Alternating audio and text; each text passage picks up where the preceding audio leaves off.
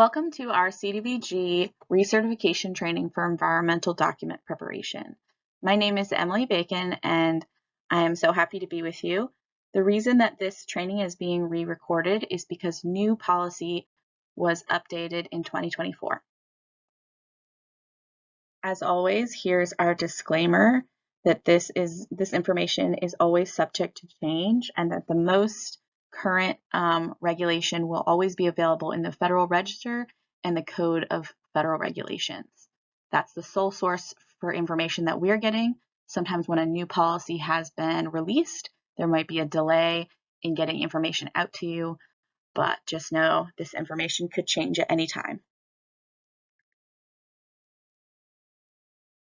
This is a brief overview of what we will be looking at today. This is our current CDBG-I unit staff. These staff have likely changed since you've last taken our training. Colleen Simmons is our program manager. Stephanie Morris and Nikita Moye are our grant representatives. Stephanie's generally on the eastern side and Nikita is generally on the western side and Piedmont. They are assigned specific grants. Nikita sometimes does have grants on the eastern side. My name is Emily Bacon. I joined the unit in October of 2023. I'm so happy to be here. My background is in local planning. I was a planner for the last 5 years, and I have an educational background in environmental policy and planning. I'm very excited to be here. Stacy Starkey is our grants coordinator. She handles financials for the team. So she's doing things like disbursements and auditing and things like that. Eric Kars joined us in June of this year. He is our new project engineer. He was in the division, but is coming from another unit. We're very excited to have him. The purpose of this training is to ensure that you are up to date with the current federal regulations and that you understand what procedures are expected of you. We want you to be able to get your release of funds and your environmental clearance. Why are environmental reviews so important? So these reviews are required by any construction project that is receiving federal funding, specifically from the CDBG-I program. So we are wanting to make sure that funding for our projects is going to take environmental impacts into effect. This will also prevent time delays and costly overruns, so that we want all the due diligence to happen before the project so that there aren't surprises. These are our governing regulations. I highly recommend reviewing these. HUD has summaries for all of these as well on their website. So this is some specific terminology for our program. So we have Community Development Block Grant Infrastructure. It's quite a mouthful. I still mess it up. When we say the division, we mean the Division of Water Infrastructure. That's the division our unit is in the Department of Environmental Quality. CDBG-I is a specific portion allocated for infrastructure from the block grant program. And the unit is the staff members that I talked about a couple slides ago, and that's who administers the CDBG-I grants. Who is involved locally? So you should be somewhat familiar with these terms. These are terms that are going to show up during environmental document preparation and later in our training. So I like to think of the first 4 definitions as describing the local government who has applied for the grant and who is receiving the benefit of the grant for their citizens. Now, there are rare instances where a local government is acting as a pass-through to like a water authority. That's also possible. But generally, that's who these 4 terms are describing. The certifying officer is a specific person that has been certified and is going to sign all of the documentation on behalf of the town. Some of you here are being recertified for this position. Preparers, I've separated out because they are not necessarily part of the local government. They are often a third-party contractor. They do also have to be certified, and they help prepare the environmental review record and specifically the information document. But they are not legally responsible for the liability of the information contained or any errors. The person who's going to be legally responsible for following the federal regulations for environmental review, that is going to be the local government. Two more definitions. So you have your environmental review record. That I like to think of as the binder that you are submitting to us. It's the official file. It's going to have lots of things in it. It'll have your EID, it'll have the notice, your final document of clearance, your request for release of funds, any comments you get, any objections, any agency objections. They're going to be all contained in that file, and that's what gets submitted to us. Second definition is the environmental information document, and that is a section of the ERR. And that's what contains the analysis, all the agency scoping letters, and communication you have with any agencies about the project. It's basically going to be how you show your work that you've done a thorough analysis. We do want to highlight that we have a different environmental review process than the other funding programs in our division. So one way that we differ is that we are going to review your analysis and your work after it is completed. The only way that we would get involved prior to you completing your review is if you requested technical assistance. But again, you would have to request that. That's not something that we are going to be contacting you while you're completing the review. This slide outlines roles and expectations for you as a grant recipient or as the preparer. Also, as the division at the bottom, part of it is updating this training to include the new policy that's been released, but also to review all of your environmental review records. As soon as a local government applies to a CDBG project, they must cease any choice limiting activities until they have gotten environmental clearance for their project. So this is going to be any spending of construction funds, non-administration, of course, any choice limiting actions, acquisitions, rehabilitation, conversion, repair, or construction. Note for acquisitions, you can enter into a non-legally binding agreement to evaluate a property with the property owner, but that wouldn't be a choice limiting action. So basically, we're not wanting to do any activities that would have an adverse environmental impact or limit the choice of alternatives. We want to have open and fair competition for services, and so we need to get that environmental clearance first. Now, if someone were to report you for a choice limiting action prior to getting your environmental clearance, the division would likely pull funding.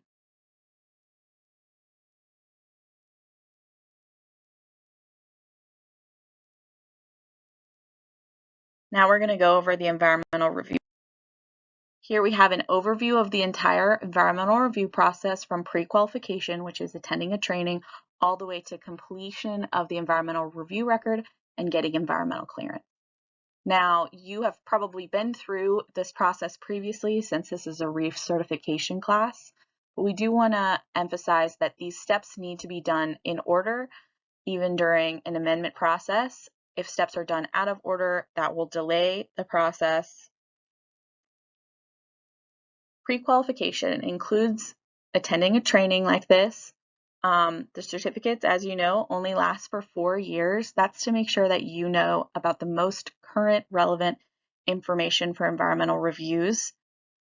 If you know that, like, say you're about to leave in a year or two, and you know you're about to leave your position and that leaves your town with no one who is certified. If they're about to do an amendment, please contact us and we can figure out how to get someone trained. That has happened before, but definitely keep us informed. It is important for your ERR that your project description is complete and clear. This means that your description may not match the description used on your funding application, because this description will include all of the activities for the entire project, not just what CDBG-I is funding. You want to include the maximum anticipated scope. It is always easier to reduce scope than to redo your environmental review.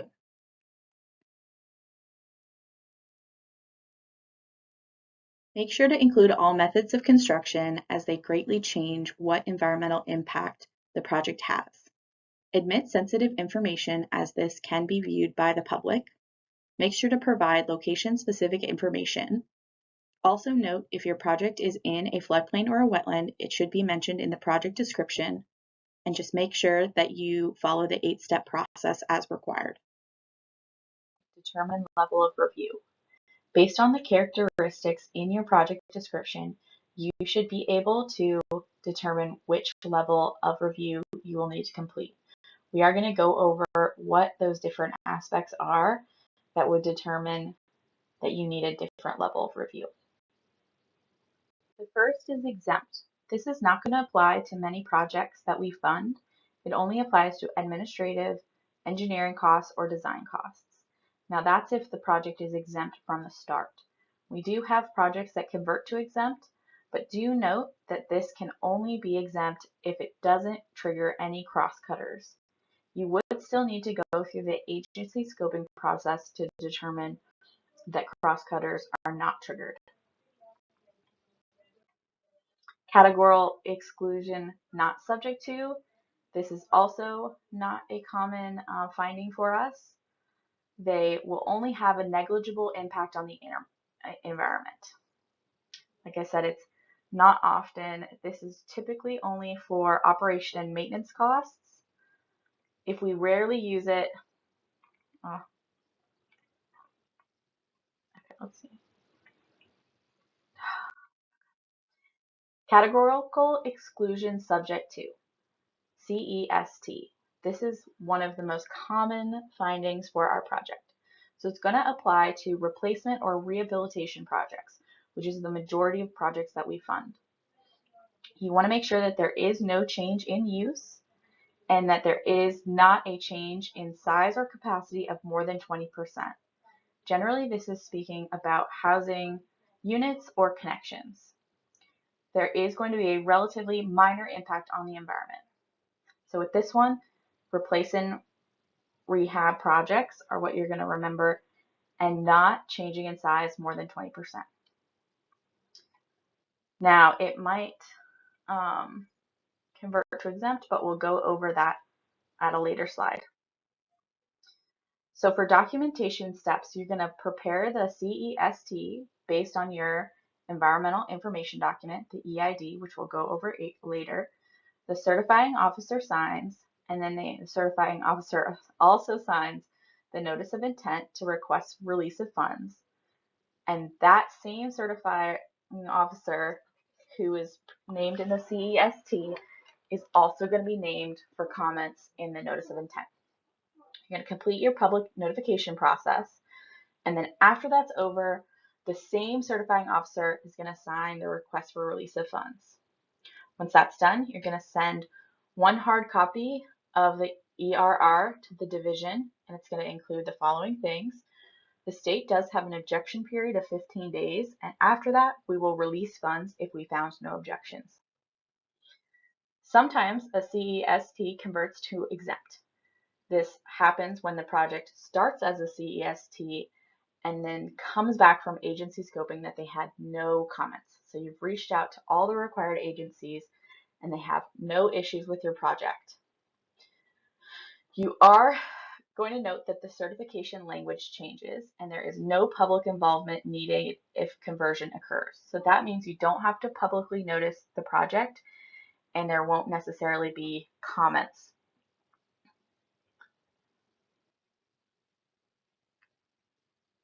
So this is in here, this is some of the language that's in the CEST that converts to exempt finding.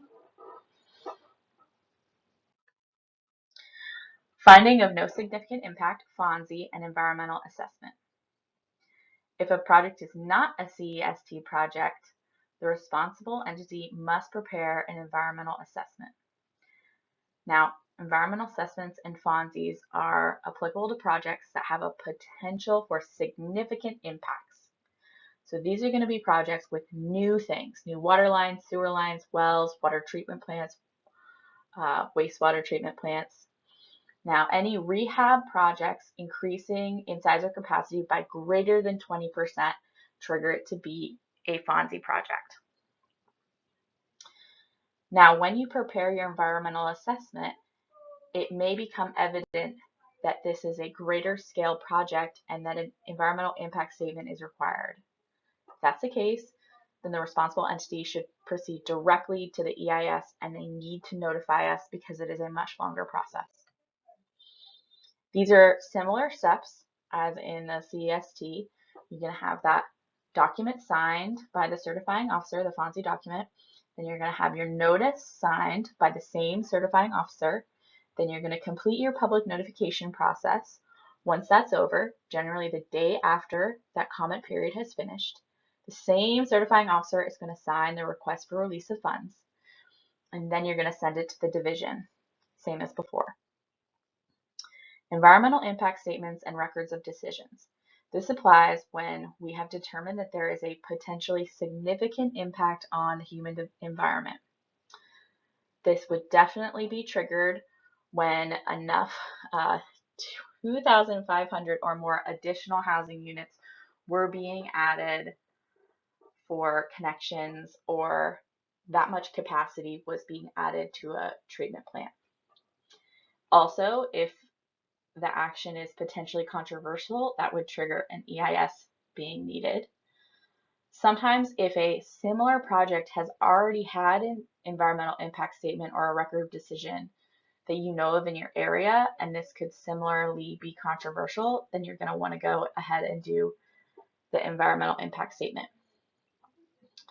Now, when projects are jointly funded, it's much easier to trigger this impact statement being needed because we're aggregating how many units are being added.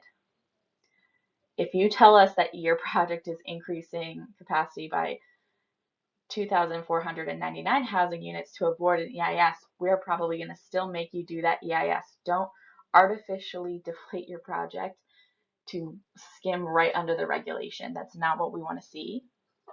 Now, like I said before, you want to call the division as soon as possible if you know this is needed, because it does take a considerable amount of time. This is kind of expanding on joint funded projects. So because we're considering project effects aggregated of the entire project, that's why we're needing to look at the entire project. So this example right here is trying to show that the CDBG-I funds might only have 1,300 homes, and the Clean Water State Revolving Fund loan might also have 1,300 homes, but together they're over that threshold of the 2,500. So that would mean they would need an EIS.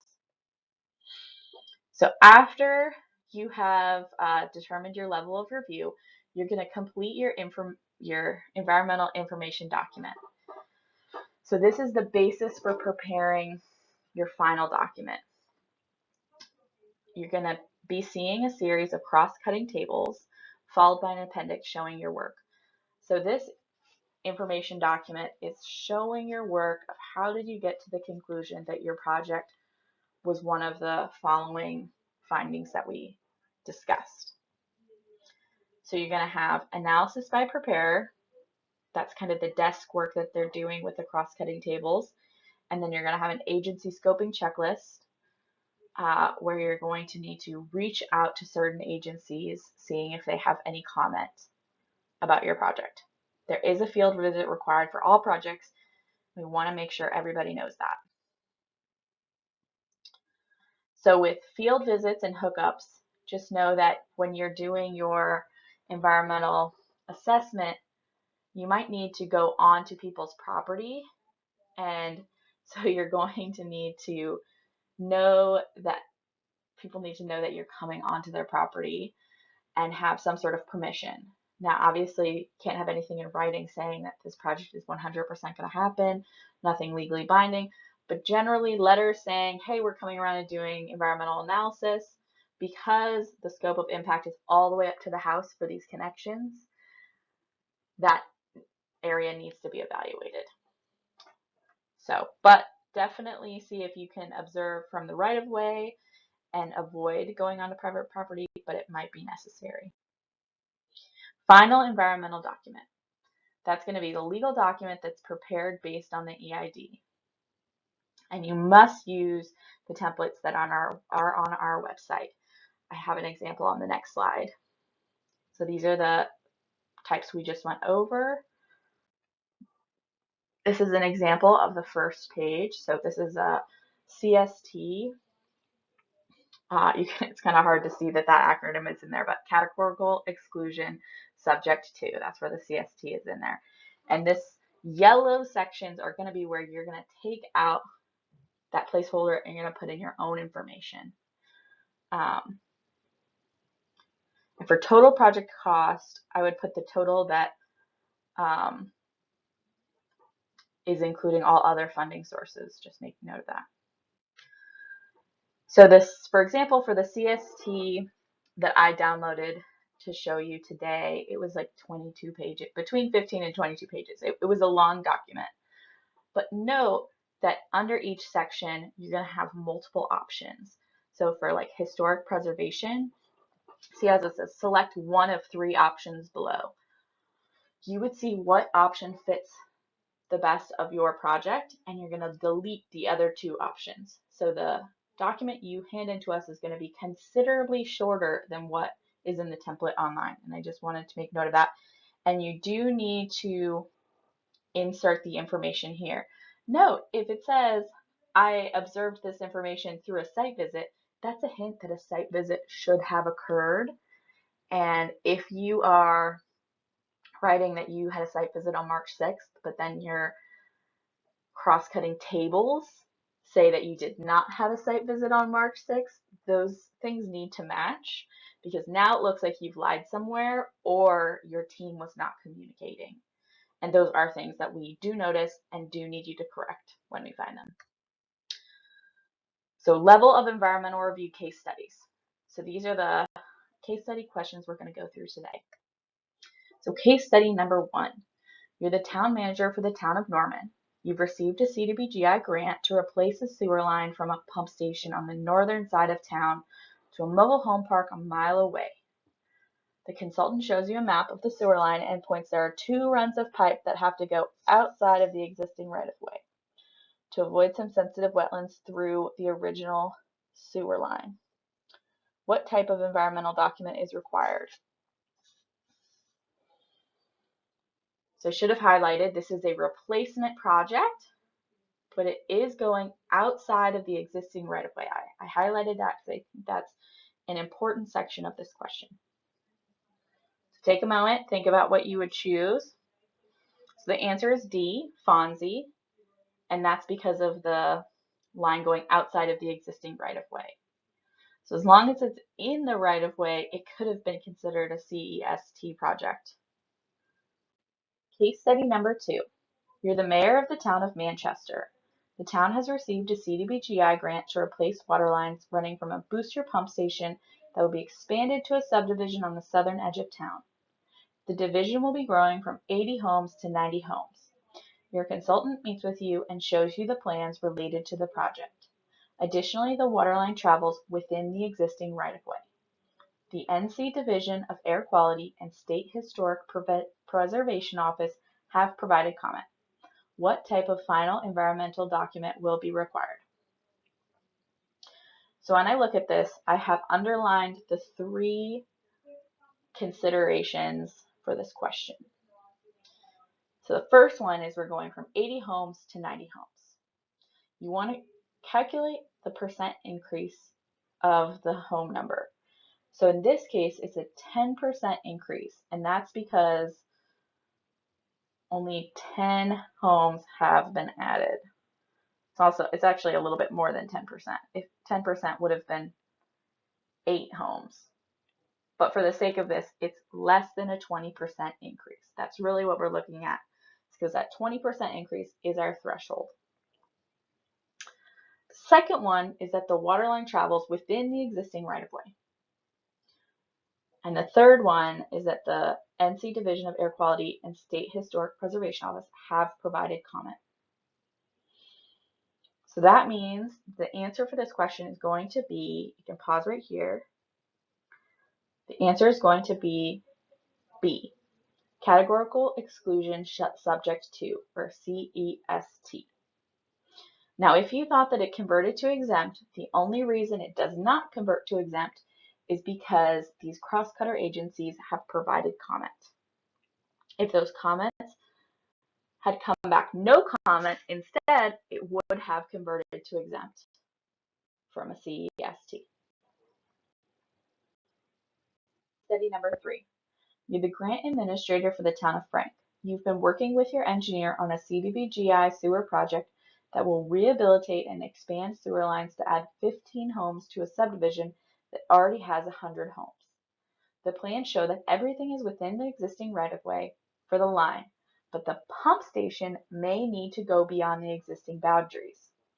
You ask your engineer if the plans can be reworked to stay within the existing boundaries and tell her that all agencies have no comment and no compliance was triggered. She says that it's possible and will make some adjustments. There were no comments from any cross-cutter agencies. What type of final environmental document will this project receive? Time to pause to consider your answer. So the answer is going to be CEST. It's very similar to the question before, but we kind of added in here that there was conversation about the pump station going beyond the existing boundaries, but ultimately the engineer, she was able to rework the project to stay within the existing boundaries. Since there are no comments from any cross-cutter agencies, and this is a rehabilitation project, and in addition to that rehabilitation project, it's easier to see since this starts with 100 homes, that adding 15 homes would only be an increase of 15%. So it's still under that 20%. So this means that the answer is going to be CEST, that converts to exempt. Now, if this question instead said that they are adding 21 homes, then it wouldn't convert to exempt and it would still need public notification. Step 5, public notification process. Now take note that this is not required for all final documentation and review types. So they're going to be applicable to the CEST projects, FONSI projects, any projects with records of decision, any projects that have floodplains and wetlands and need to do the 8-step process. Now, if you need to do a public notification, then the notice that gets sent out, published, posted, it's going to be called the notice of intent. And then there's 2 different options down here. It's to request release of funds or to publish a FONSI / request release of funds. They're essentially just different versions of the same notice, depending on which final environmental document was applicable to your project. And these templates are going to be on our website. They are on our website, and we highly encourage that you use them. Step 5, the public notification process. It is very important that these steps are done in order. Failure to do these steps in order may require you to re-notice your project and miss a milestone deadline. We've been over these steps on some previous slides, but just to go over them again, you're going to complete your environmental document. You're going to then complete your notice of intent. Remember, it has the notice word in here, so that's the information that you're going to either post or publish in step 3. Then you're going to have your public comment period. The time of that period is determined on the method of the publishing and posting and what type of environmental document it is. And then you're going to respond to any public comments you get, and then you're going to sign your request to release funds and submit it to the division. Here's a table that shows you the notice times for different environmental documents and different types of notification. So that changes your minimum comment period. So just go down to what your environmental document is and then kind of go across for whether you're mailing and publishing or mailing and posting. We do want you to know that HUD now allows publishing on a government website. Later we'll go over what standards that government website must meet. But I think it's a great new option. Now this is showing when signatures need to happen in reference to your public notice time and public comment. So you do need to be very careful about when the different documents are signed and so that they're signed in order. We do have a spreadsheet on our website to assist in calculating these dates. So this is calculation below is kind of just an example of what kind of calculations you would use from when you're signing your first environmental document all the way to signing that final request for release of funds. So here we have a public notification timeline example. Now we're doing this example because it gets confusing about what extra days you add between steps. So in this example, the project is a CEST final document, and we're going to be mailing and publishing the notice. So in this example, we're signing the CEST filled-in template from our website on January 1st, and that's going to be our certifying officer signing that. And then public notification can begin the very next day. Then we're going to have our notice period of 7 days. And then 1 day after the 7 days is when our public notice officially ends. That's going to be on January 10th. And then the day after the 10th, January 11th, is when our request for release of funds can be signed. And then the day after is when we're going to send it to the division. Now, I like to think about the public notice period ending and the request for release of funds being signed, because that public notice period ending can be all the way up to close of business or midnight, depending on how you write it. So you're going to want to make sure no last minute comments are coming in. So that's why we make you wait to sign that request for release of funds until the next day. Public notification signatures. Who can sign these documents? So you have your certifying officer, and they're going to attend the training and pass the test. Now, typically at the start of a grant, we have 2 people go through this process, and that's so you can have a main person and a backup. But we want to make it very clear that the person who starts the process must be the person that follows through and finishes. And if that is not possible, we need to be contacted to figure out what steps can we take. But basically, you'll have one person sign your environmental. They'll be listed as the contact on the public notice, and then they can also sign for the request for release of funds. So say I, Emily Bacon, and Colleen Simmons both get certified for the town of Raleigh, and we're going to sign an ERR. If I'm the person who signs that final environmental document, the CEST, I have to be the person listed in the public notice and the person that signs request for release of funds. The air quotes backup really just means if, like, I was mayor and I left, a new mayor was hired, or I got another job or something like that. But they do need to be consistent throughout the whole process. Here's more information about the new option for publishing that we were given in the FFRMS final rule. That new option is to post on a relevant government website. So if it's the town of Aiden's project, it needs to be the town of Aiden's government website, or the county that the town of Aiden is in if they don't have a website. Now, when you're posting on this website, it does need to be able to give access to individuals with disabilities and provide meaningful access to individuals with limited English proficiency. It does have the same notice times as if you were publishing in the newspaper. Very excited about this option. One important part of your ERR documentation is showing proof that the public notice was published or posted.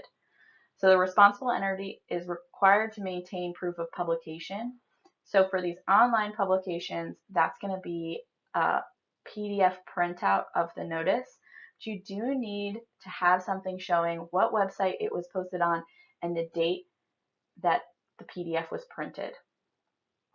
It's also good to have the certifying officer sign it, something like an affidavit. But yeah, this would be in place of the newspaper affidavit or pictures of the notice being published around town. So continuing on with public notification methods, we have mailing and publishing. So with all these options, you're going to need to mail to all interested parties, the division, the EPA Regional 4, and all applicable state, local, and tribunal agencies. And we've added here again that it could be a general circulation newspaper or a government website. At the bottom, we do have the standard you can look up that lists the specifications that the government website needs to meet.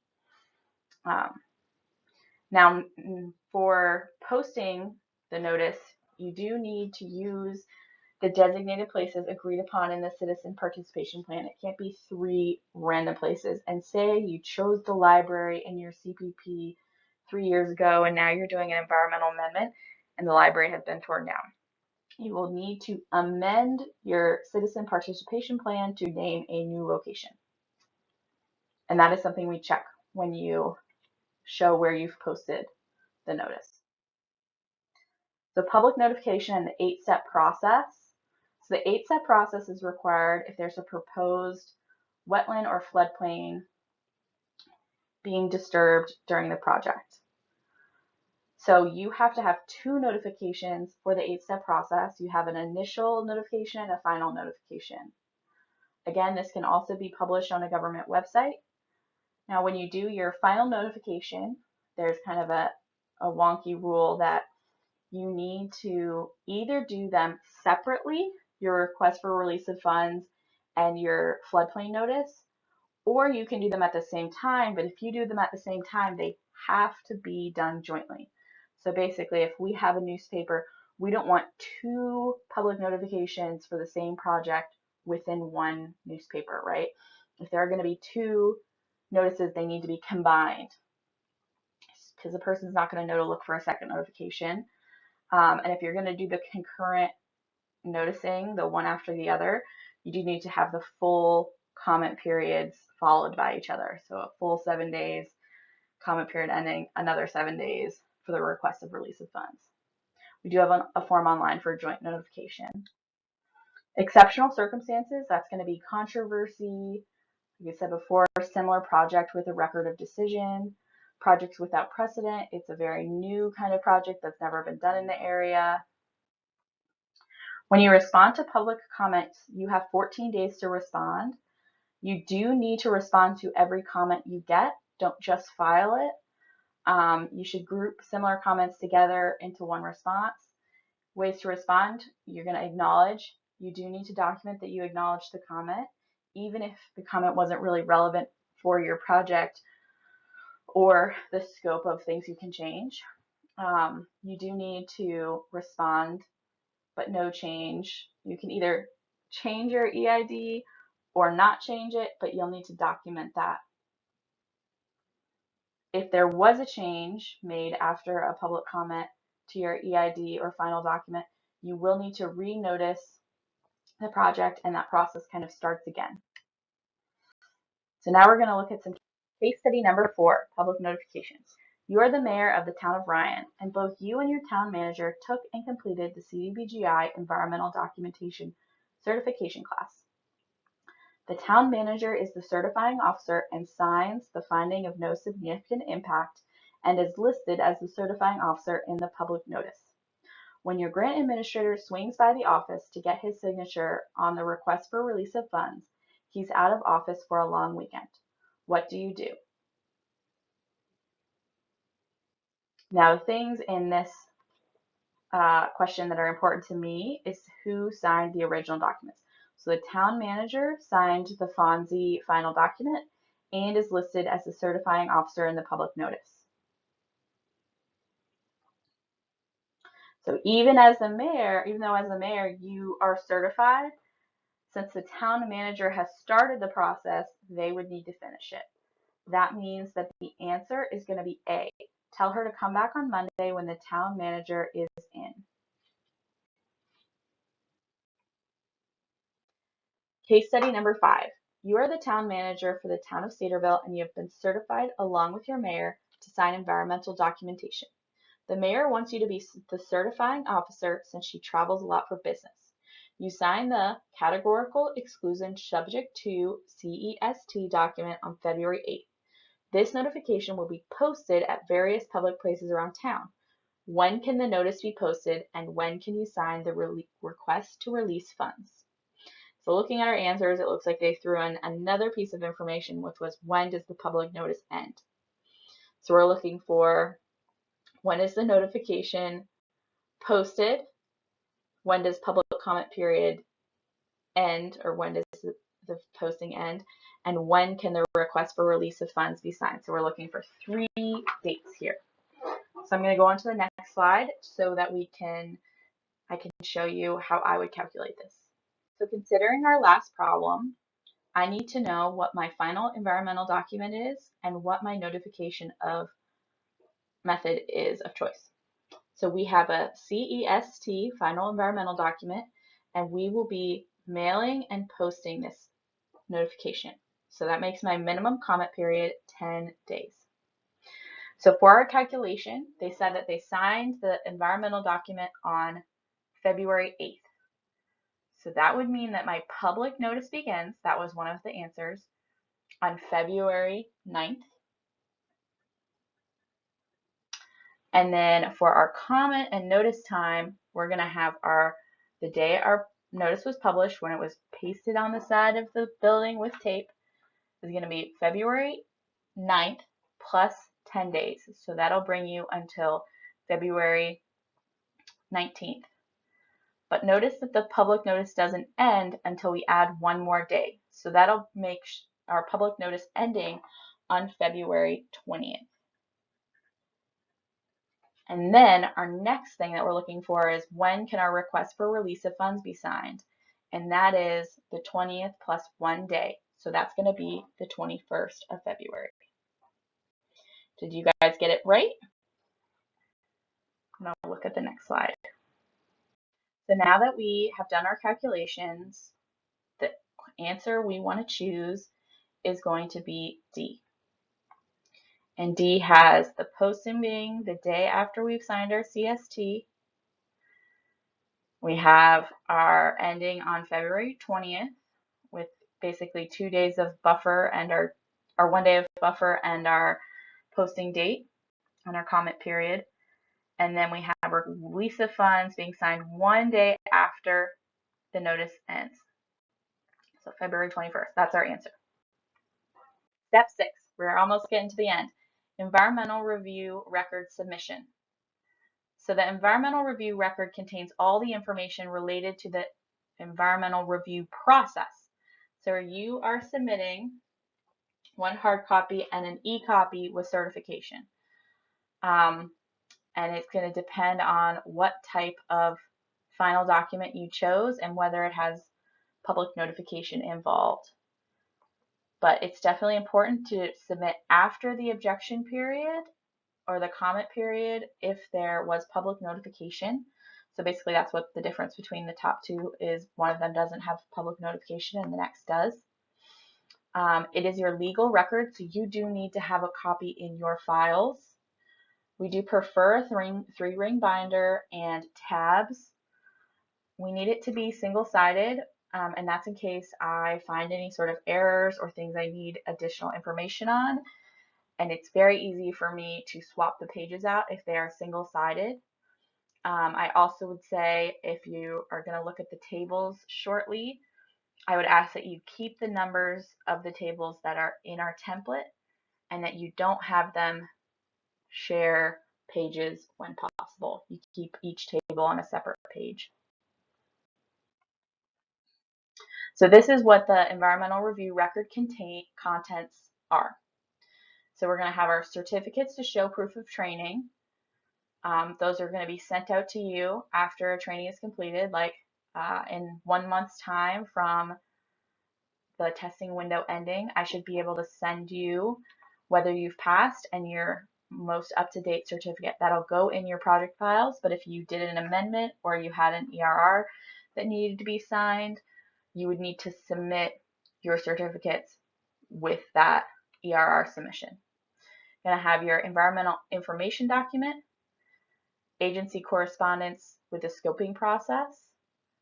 You're going to have your final environmental document. That's going to be like your CEST or your FONSI, all your public notices, proof that you did your public notices, So that's going to either be an affidavit or posted notices, who you sent your mail notices to, any public comments, any responses, and any objections from any agencies that you contacted. It's not really listed on here with the scoping process. That is going to have the agency scoping checklist or cross-cutter checklist, we call it, both things, is going to need to be included. So step 7, state division objection period. So with step 6, you sent in your hard copy of your ERR and we have received it. So it gets stamped and logged in that we've received it, and our 15 days starts the day after we've received it, because we might receive it at 5 p.m. and we don't want to count that day. So that's when the division, aka myself, Emily Bacon, currently at the time, am going to review the ERR, and during that time, the public can reject, any agencies, including CDBG-I and the Division of Water Infrastructure, or anyone else can submit an objection. The response to these objections may vary. If you are given a notice of objection, you do have 14 days to respond. Additional public notification might be required, and once you did that, then your objection period restarts. Once the division is satisfied, we will release your funds. So now we're going to go through examples for reasons why we would object. So the following are going to be documentation reasons that there might be an objection. So if the request for a release of funds is not executed by the certifying officer, so again, the certifying officer is going to be who signs the final environmental document, who signs that CEST, for example, and who is listed in the public notice. The RE, responsible entity, failed to make correct final document determination, so they chose wrong. So they chose a CEST instead of a FONSI. They didn't realize that they were increasing over that 20% capacity, or there were new elements to their project and it wasn't just rehab and replace. The third is that things were signed out of order. So you notified the public, but you never actually signed the environmental document. So what would happen is I would notice it and contact the responsible entity, and then case by case we would figure out what to do. Currently, I have one right now. They didn't sign the request for release of funds, so they're just going to provide it after their comment period and provide any comments. But if you did it out of order, you might need to renotice. So it's going to depend on what the exact objection was and what the reason was. Another set of reasons for objection could be for environmental information document steps that were either omitted or done incorrectly. So if you didn't contact the Division for Air Quality, or you didn't contact the Preservation Board, the Historic Preservation Board, and you didn't show in your ERR any agency scoping or any communication with them at all, and there was no explanation for why communication wasn't included. So in that case, we would make you reach out to them. Depending on if they had comments or not, you might have to redo your public notification. The next steps are going to be based on what the exact objection was, but just know we want to avoid this. Now, this point of objections is a much bigger deal, choice limiting actions. So this would be when we find out that a responsible entity has expended federal or non-federal funds for the following activities: acquisition of land, rehabilitation, conversion, repair, or construction. These activities cannot start prior to the division releasing funds and giving environmental clearance. So in addition to spending any money or doing any of these activities, you also cannot execute any legally binding agreements. And know that you need to be very careful about this when it comes to acquiring land for easements or things like that. And often we find out about this because someone will complain and say, hey, I didn't think that project was supposed to start yet, and they have broken ground. And we take that very seriously, and your funding could be pulled. So just know there is a very serious consequence for doing any of these actions. So going on for more examples, If a recipient or other participants committed funds or undertook activities, it says further action on a case-by-case basis, but like I said, it would be likely pulling funding.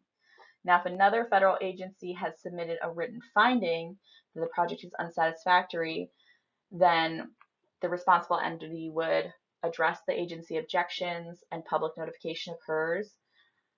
Now, addressing the agency objections could be redesigning the project. We had that happen recently where one of the agencies objected and said, hey, you can't have that tower as tall as you are proposing it to be. And so their options were lower their proposed tower height or choose a new location. Choosing a new location entails starting a good portion of their project over. They would have to restart their environmental review, definitely, because it's a new location. So there's going to be different steps depending on what these points of objection are for. So now we're going to have some case studies. Case study number 7. You're a CDBG-I staff person at the Division of Water Infrastructure and you receive a complaint from a citizen at the town of Bacon. Oh, my last name, the town of Bacon. The citizen says that work has begun on constructing a wastewater pump station, even though the environmental clearance of finding of no significant impact is not complete.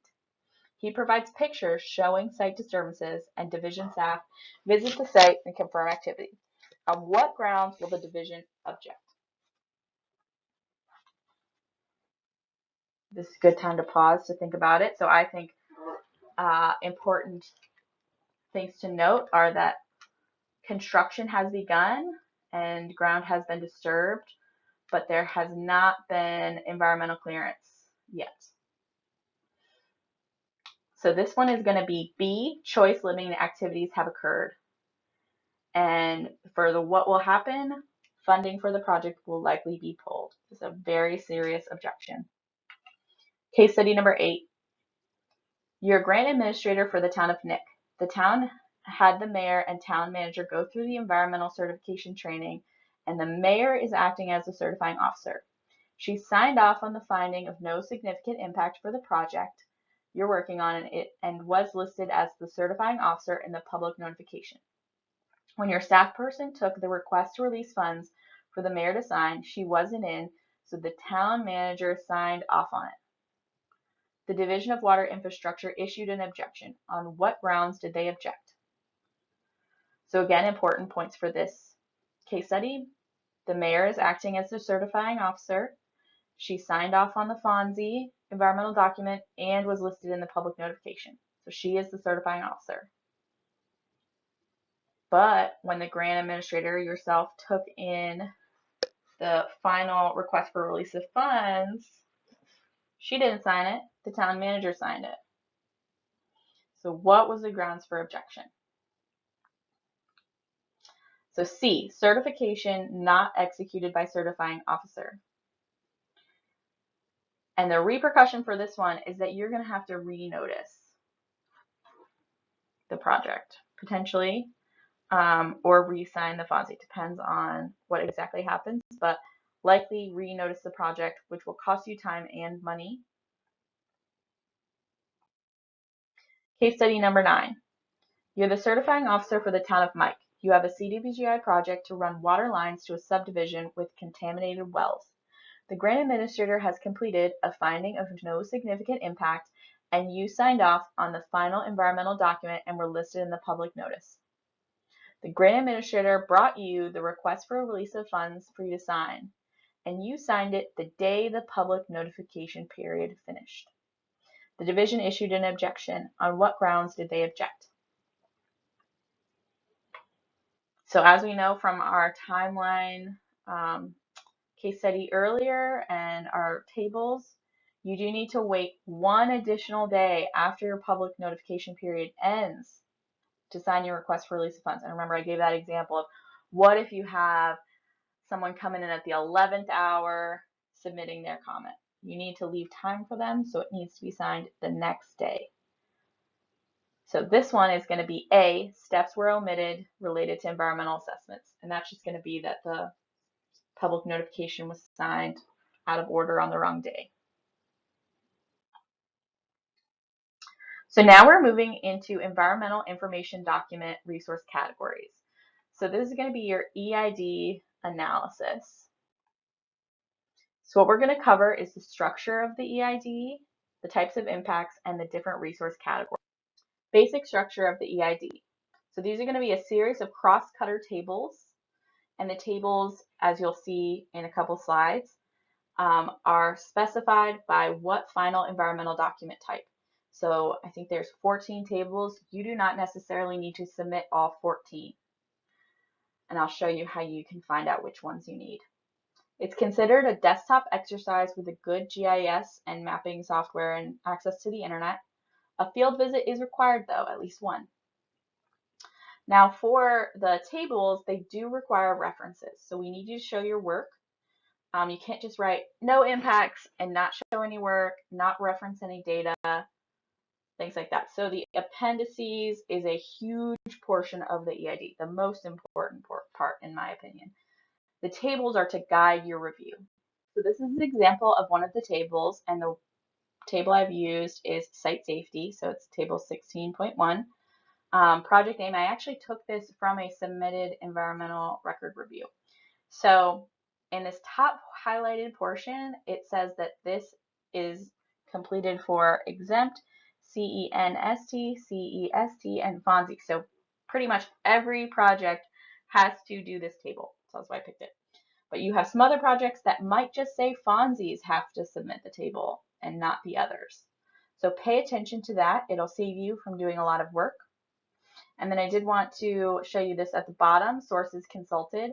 We have this website data set consulted and then the reference. So if you've referenced a website or you've referenced a map, we need to see that map. We need to see that printout of the website in the appendix. And this is where you'll show. I don't want to, I've seen it before where sources consulted list the consultant's name where it says, like if I completed the EID and it says sources consulted Emily Bacon. That is not an actual source. So just know we want to see actual sources. There are some tables where if you check no, you don't need to show a source. So just keep an eye out for that. Now, like I said, for the appendix and references, for maps, they should be specific to the table.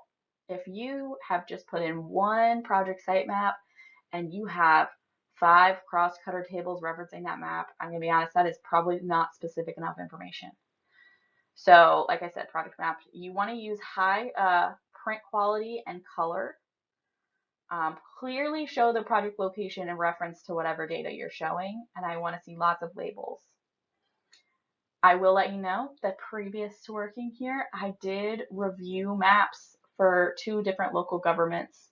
And so maps are my specialty, and I really feel very strongly about wanting to see high quality maps. And I say high quality in the sense that when you photocopy a map over and over and over, it really degrades the photo image. And so maybe now I can't read everything, right? It could be a simple map. I just need to be able to read it. Now for your agency scoping checklist, you're going to include all correspondence. I don't care if they don't respond. I want to see that you still sent them a letter. And they might also send you back a letter that says no comment. Include that in your EID. Perfect. So this is an example of a map I saw that I loved. At the top, it says what table it references. It kind of lists what information we're looking at. This recipient right here, that's the project location, right? And so you see other airports listed on here, but the cross-cutter table was interested in military airports and civil airports. So they show where those were specifically and say how far away they were. Perfect. This is what I want to see. Under the National Environmental Policy Act, or NEPA, different environmental components are required for each type of review. So the farther you go down this list, the more in-depth the analysis ends up being. So if you go and you look at, it's going to be 24 CFR and then the number listed, 58.6, 58.5, you can see the different category resource areas that are listed for each of these reviews. And that's why you don't have to fill out each table for every type of review. That's because as you kind of go down this list, and I think these last two are going to be for Fonzies. It's not really listing that right here, but that's what it is. They require that additional analysis. Most of the tables are going to have a section for existing conditions.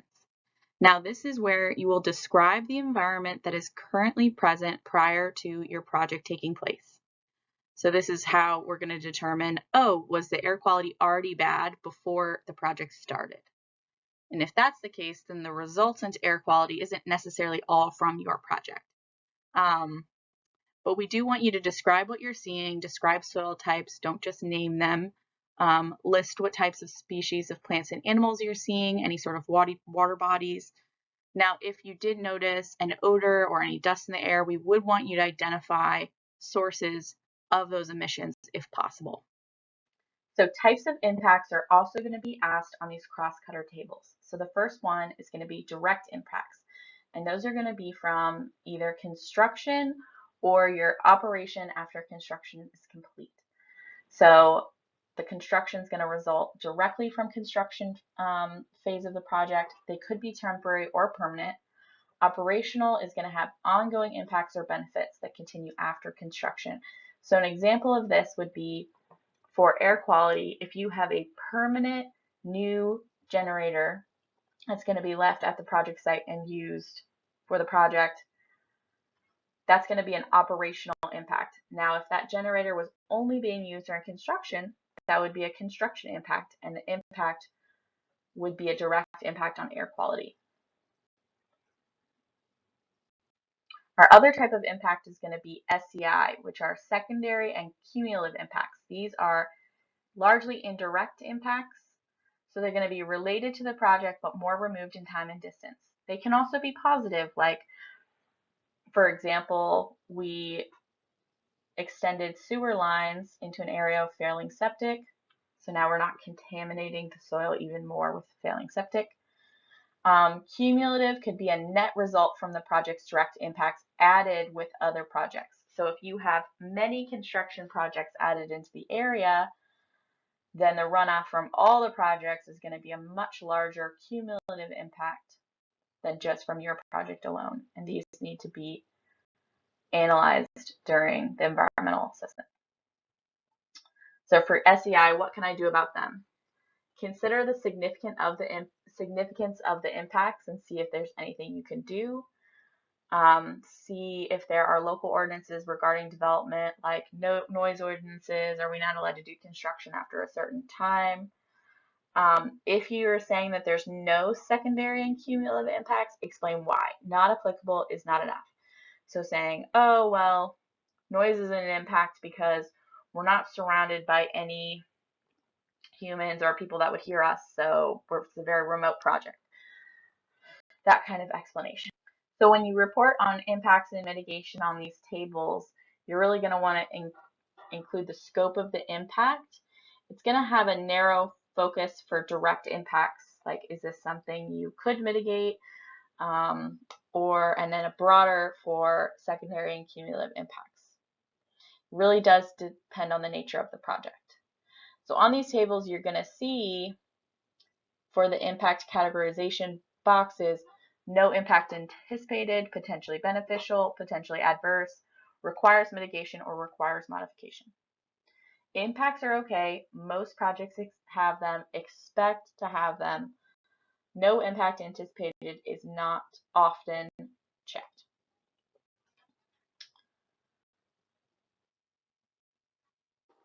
So these are all the resource categories or cross-cutters that are going to be evaluated by your project potentially.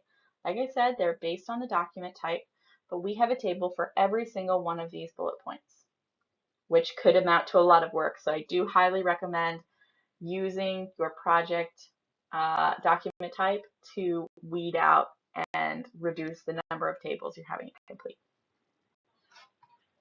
Again, just wanting to point out that safety chart and this yellow section right at the top that says which projects have to fill out that table. So we're now going into the specific categories, and we're going to go quickly. So for topography, it's going to be elevation information, include geography, temporary and permanent impacts. This is not where you'll talk about floodplains. Typically, you'd show a topography map. Moving on to our second cross-cutter table, we have floodplain management. Now, this is a very important section of our presentation because this is the area of our presentation that has been updated from the previous presentations.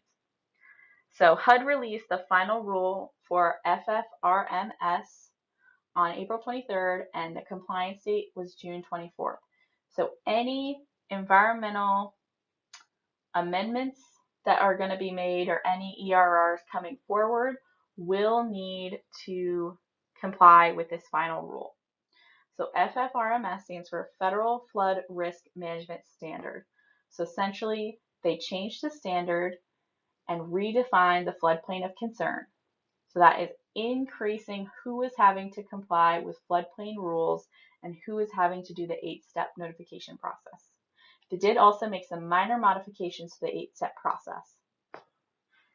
There is still guidance coming out about this. HUD has done a couple of webinars, but they probably will be continuing to release information. They have made a web class on HUD Exchange, which I highly recommend you taking. I think it's called maybe a webcast. We have linked to it on our website. This slide shows changes to the 8 steps. So basically, our biggest change is determining the new floodplain. But we did also have some changes for identifying and evaluating alternatives, identifying impacts, minimizing impacts, and then reevaluation. We'll go into what those changes are. A lot of them apply to other types of projects, like housing projects, things that we don't typically fund, but we did want to make you aware of the changes. So step 1 is that new way to define the floodplain of concern. Step 3 is including the cost of flood insurance and potential property loss in consideration of alternatives. Step 4's change is clarification of restoration and preservation of wetlands and beneficial functions of the floodplain. Step 5 is documenting the minimum elevation or floodproofing requirement from the FFRMS floodplain on the elevation certificate. So we'll go over that about how this is going to change. Step 1 is going to change what your elevation you need to build to is. Step 6 is that if there has been environmental justice identified in your neighborhood or the area that the project is happening, then you need to coordinate the 8-step notification process with a public engagement process associated with environmental justice. Okay, so getting into that first step that we're talking about, I think this is the biggest change for this policy. So instead of using the 100-year floodplain in a firm map from FEMA, that's been the gold standard, we're now using a 3-tiered approach to defining the floodplain. And the tiered approach basically means that you're going to start at number 1 and work your way down based on what is the best available data. So number 1 is called CISA maps, Climate Informed Science Approach. They are maps that are generated using current and future flood risks. They're going to be more updated more than FEMA maps. They're based on year predictions. The minimum is 30 years because that's what they've determined the minimum longevity for a building is. But say you were going to build a bridge or something, you could put in 100 years. So you'd want to put in what the life expectancy of your project was into the calculator. Now, CISA maps have not been officially adopted by FEMA, but there are certain states that have adopted maps. So for example, all around New York City, they've adopted maps. States that have a lot of flooding have adopted maps. And HUD will hopefully be adopting maps soon. Not everywhere in the country has been mapped yet. Most of North Carolina has been mapped on the coast. The second tier, which is what most of you are going to be going down to now since the CISA maps have not been adopted, is the 0.2% annual chance of flood risk. Now, this is going to be the old what we used to call 500-year floodplain. Now this is using the FEMA FIR maps. The reason you wouldn't use this is if it's not mapped for your area, because the 500-year floodplains are not mapped for all areas in the US. So if it is mapped, that's what you would use. Now, if you don't have it mapped and you only have on your FIR map the 100-year floodplain, which is now being called base flood elevation, you are going to go to the third approach, which is called the freeboard value approach, where based on whether your project is critical or non-critical, which we're going to go into on the next slide, you're going to add 2 feet or 3 feet to your base flood elevation. And then, like I said, you're going to use this if your FIR map does not have a 0.2 annual chance. Now, HUD has made it very clear that they do not want people shopping for a lower flood elevation. So if you use the freeboard value approach, but you also have the 500 flood year plain mapped, you must take whatever is higher.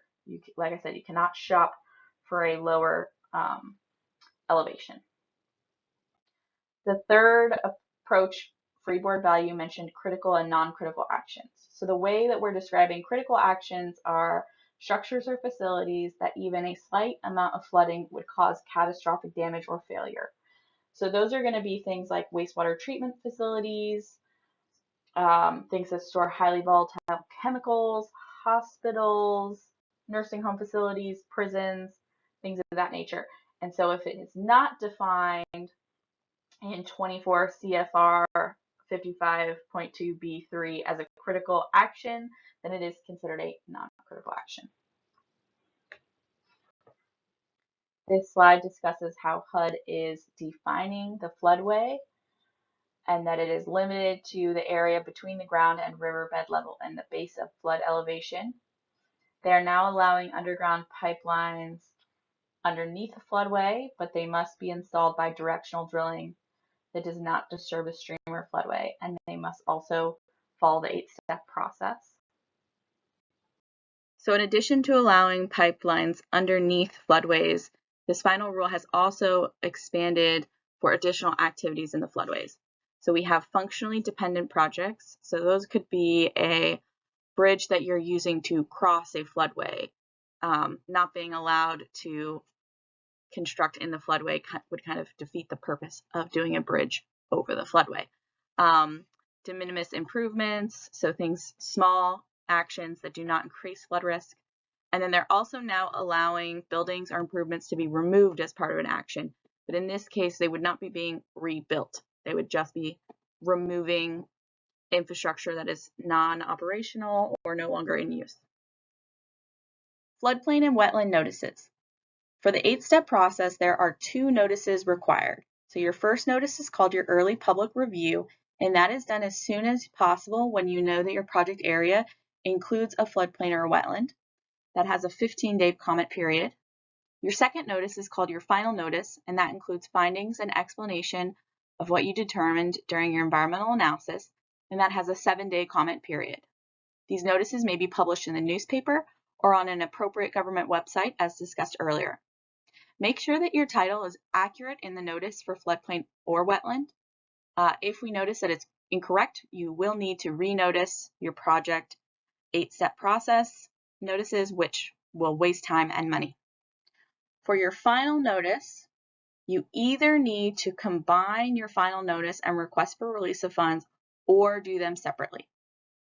So if you're going to publish them at the same time, they need to be combined into the same notice. And then if you're going to do them separately, then the comment period for the final notice must be fully completed before the request for release of funds notice. So that would be a 7-day comment period followed by an additional 7-day comment period. If you're going to publish them at the same time, like we said, they have to be combined. And the whole reason is they do not want to have 2 notices for your project in the paper at the same time. They want the general public to only expect to look one place, see one notice. You don't want anyone to miss information. Now we are moving on to our following resource categories. So for soils, we want you to describe the soil types, not just the soil names. Quantify soil removal. Will permits be needed? Discuss any current soil contamination. That information is likely going to be with the town, and you can reference that you have requested information about any underground tank spills or any known contamination. Prime and unique farmland. You will need to identify significant farmland in the project area. The agency that's contacted is the Natural Resource Conservation Service, and that's for if you're disturbing non-urban land, so you are disturbing rural farmland. If you're converting farmland into infrastructure land, you will need to complete USDA Form 1006. Land use, again, you'll be consulting the town for this one, and including zoning maps and discussing what the zoning in the area is very helpful, especially if there will be any sort of land use change with the wild and scenic rivers. In the table, there is a list of specific North Carolina rivers that have been designated, and you need to identify if they're in your project area or not. If they are, you need to, and there's impacts anticipated, you need to contact the U.S. Fish and Wildlife Service, and then describe any required mitigation from the Fish and Wildlife Service if needed. The second half of the final rule for FFRMS was for wetlands in addition to floodplains. So basically what they're wanting you to do is provide more documentation and evidence that you searched for and tried to delineate or determine if a wetland was in your project area. So a site visit and using the National Wetlands Inventory are still the primary screening methods for a wetland. But if those screening methods are inconclusive, then you want to evaluate potential wetlands further by, the first step is consulting U.S. Fish and Wildlife. The second would be reference the NRCS National Soil Survey. And the third would be evaluating the land by a qualified wetland soil scientist to delineate wetland boundaries. Now these are going to be used in order, and basically if it's still inconclusive every time you do one of these steps, you go on to the next step. The 8-step process is still required for new construction in wetlands. There is a supplemental table for wetland crossings that you would need to identify where the project was crossing any wetlands. You also will need to consult the U.S. Army Corps of Engineers regarding any loss of wetlands. Our next resource category is streams and water resources. In this table, you'll have to identify the river basin that your project is in, address any ground and surface water in your project area, and then if there are any stream crossings, you would need to complete a supplemental table about them. Even if there are no impacts, you do need to identify them. This is another thing that a map would be very helpful, showing where the project is crossing any streams or water resources. Next is the threatened and endangered species. This is a very important cross-cutter table. So you will use the county list to determine the possibility of threatened and endangered species. You want to conduct a biological survey and consult the U.S. Fish and Wildlife Service for determination of impacts. This is required unless finding of no effect can be made. Note, no effect means absolutely no effect, even if a beneficial impact is considered an effect. You would need to include all correspondence in your ERR. Most projects in North Carolina do have threatened and endangered species within their project areas.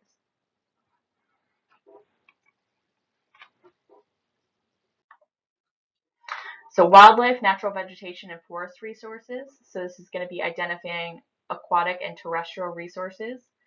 You're going to provide specific examples of species present. This will often happen in any sort of site visits. You would want to quantify any loss of habitat or area of significant impact to the natural vegetation and wildlife. Community facilities. This is an example of one that is not required for all the different final document types. You would show a map and identify locations of relevant community things such as schools, churches, healthcare facilities, parks, the town, city hall, those things. You would want to consider any limitations on accessibility via your construction. So are you going to need to close the road or limit traffic? Is that going to cut off access to a local park or community center? For the historic preservation resource category, you are going to be documenting records of communication with certain entities. So every project is going to be contacting the two in bold, the North Carolina Department of Natural and Cultural Resources. That's who consults on historic preservation issues. And then all projects are also going to be consulting the Catawba Nation. And that's if you're in any county in North Carolina. Nations listed below that are going to be only if you're in specific counties. Now, these specific counties are going to be listed in the agency scoping checklist. That'll show you can check what county you're in, and if it's listed on one of these three, you'll also have to contact them. When you're contacting them, you describe your project, and they'll let you know if they have any comments or not. You're going to want to include your a record of your letter that you sent them and also what they sent you, even if it is no comment. Now, if they're not responding, you should make a note that they haven't responded and reach out at least 2 times. For the air quality table, you will use the North Carolina Division of Air Quality website for attainment information. You want to identify emission sources. It's noted that projects with generators may require a permit and they will affect the air quality. Discuss any open burning that's needed for the project. And we do want to see that you did consult a website or the Division of Air Quality for your project. For the resource categories of noise levels, you're going to be discussing the current noise levels for the project area. Also looking into, does the local government unit have noise ordinances in place, things like decibel levels that need to be adhered to, or times of day where construction noise is not allowed. Also want to note if it's near any noise sensitive development like new housing. And then also going to determine if you are in close proximity to any of the things listed on this slide. A map is a great way to show this. And then you'll be listing what the anticipated impacts are of the construction on noise levels. For energy consumption resource category, we are looking for you to consider the increase or decrease in energy consumption that may result as a result of construction and operational maintenance from your project. If you are able to, we would love if you could quantify the increase or decrease of the energy consumption. Site safety. This is the example table I showed earlier that asked about things like airports, explosive and flammable hazards such as storage tanks, toxic chemicals, and radioactive materials. For those bottom two, I kind of showed that you should consult the local government for records. Don't just say they don't have them, because just because you've come to a site and it looks like a nice field or forest does not mean that they did not have toxic chemicals there previously, and that's why it hasn't been developed, or that's why it's now town property. So definitely provide evidence that you consulted the local government. Coastal resources. If your project is occurring in a coastal county, then it is now subject to the Coastal Area Management Act and will require a consistency determination from the Division of Coastal Management. It may also require review through the state clearinghouse, and you will need to get your project approved by the U.S. Fish and Wildlife Service. Environmental design. This table is not required by all project types, but if you did have to fill this one out, it would make sure that you considered these different design principles in the construction and design of your project. So visual quality, coherence with other area, land uses, is it a compatible use with adjacent uses? What is the scale of the project? Are you blocking or degrading views from different areas next to your project? Demographics, employment, and income and environmental justice. So these are characteristics that you will need to look up and report in this table. And please consider whether your project is going to make any changes to the demographics and community characteristics. Is there going to be a change in land use? Will this reduce access to community institutions? Is it going to increase job opportunities? What are the current income levels in the community the project is going to be in? It's considered environmental justice focused if there is greater than 50% minority or low income population around where the project is and is benefiting.